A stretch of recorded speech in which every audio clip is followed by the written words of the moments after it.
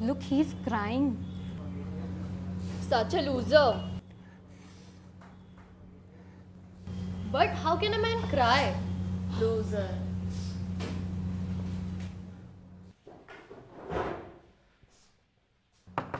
Excuse me? I'm a loser, right? Why? मैं रो रहा हूं तो मैं मर्द नहीं, और मर्द रो नहीं सकते, क्योंकि सदियों पहले अमिताभ बच्चन ने एक छोटी सी लाइन बोल दी थी कि मर्द को दर्द नहीं होता। या ये 125 करोड़ में से 150 करोड़ अखंड शुद्ध लोग ये मानते हैं कि रोना औरतों का काम है, तो मर्द क्यों रोएगा? और अगर मर्द बेचारा रो देना तो ये नेटफ्लिक्स और अमेज़न से ज्यादा एंटरटेनमेंट इस बात से मिल जाएगा लोगों को, उसकी मर्दानगी पर जज करने का मौका मिल जाएगा ना उन्हें। एक बात बताओ, क्यों ना रो मैं?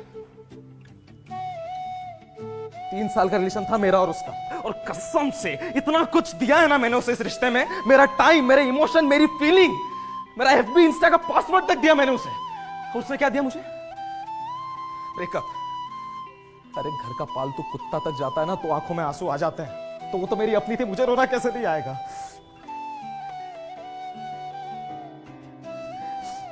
अटैचमेंट नाम की चीज होती है यार लड़कों में भी, सेक्स नहीं भरा होता है बस इसलिए आ जाता है आंसू। अब ए दिल मुश्किल का रणबीर कपूर नहीं हूं मैं कि अपनी छाती पर गमला पीट पीट कर खुद को शांत कर लूं। क्यों शाहरुख खान जब नकली में रोता है तब तो तुम्हारे मुंह से निकलता है हाँ हाउ क्यूट। हम लड़के असली आंसू भी रोएंगे तो हम लूजर हैं। असल में ना तुम्हारी गलती है नहीं, ये सब गलती उस एकता कपूर की। अपने सीरियल्स में इतने सदियों से इतना रोता हुआ दिखाया औरतों को, मानने लग गए लोग कि रोने का काम सिर्फ औरतों का है, मर्द रोएगा तो पाप है। ये सेम बात अगर संजीव कपूर सोचता ना तो पहला प्याज काटने के बाद बंद कर देता अपना काम, इतना बड़ा शेफ नहीं बन पाता वो। और संजीव कपूर तो आज का एग्जांपल है ना, महाभारत तो जानते होंगे, महाभारत में अर्जुन था, अर्जुन के आंख में आंसू आ गए थे रणभूमि में, कृष्ण ने रोका नहीं उन्हें, क्योंकि कृष्ण जानते थे कि जिन लोगों के सामने खड़े उनसे इमोशनल वैल्यू है उनकी। अब बोलो, जब श्री कृष्ण ने रोक पा तो तुम लोग कौन उंगली उठाने वाले? जब लड़कियां रोती है तो देखो बेचारी, अरे बेचारी लड़की रो रही है, और जब उसी की जगह लड़का रोता है तो देखो लड़की की तरह रो रहा है। किसने लिखा कि सिर्फ लड़कियां रो सकती हैं? वेद व्यास लिख के गए थे, तुलसीदास लिख के गए थे? बताओ यार, तुम्हें पता है लड़कों की रोने की शुरुआत कैसे होती है?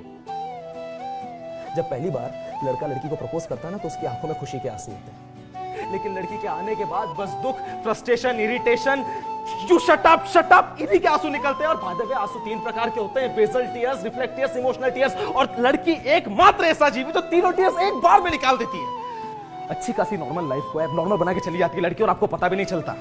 उसका ईगो, उसकी इच्छाएं पूरा करना आपका एकमात्र लक्ष्य बन जाता है, और उस लक्ष्य को पूरा करते करते आपको आपके दोस्त, आपको आपका परिवार, सारा संसार चूत जान पड़ता है, क्योंकि आपके पर्दों पर ना सिर्फ और सिर्फ लड़की की पिक्चर चलती है। लड़की आपकी लाइफ में हो वो आपकी पर्सनल प्रॉब्लम है, लेकिन लड़की आपकी लाइफ में ना हो ना ये सोसाइटी की प्रॉब्लम है। लड़की आपकी लाइफ में ना हो तो नल्ला है, लड़की हो इसने किया तो नल्ला है। कर लिया, शादी की बात नहीं करी, नल्ला है ये तो। शादी की बात कर ली, बाप को नहीं जाने किस बात की तकलीफ हुई, नल्ला ही है। बैंक में इन चूत को प्रूव करने के लिए आया हूं क्या इस दुनिया में? क्यों ना रो? जब आदमी पैदा हुआ तो रोते हुए आता है, उसके बाद जब बड़ा होता है तो मां की गोद में जाने के लिए रोता है, फिर चॉकलेट के लिए रोता है, खिलौनों के लिए रोता है, स्कूल में टीचर की डांट पीटती है तो रोता है, बाप की मार से रोता है, कॉलेज में लड़कियों के लिए रोता है, बॉडी बनाने के लिए रोता है। लड़की मिल गई तो जिंदगी भर रोएगा।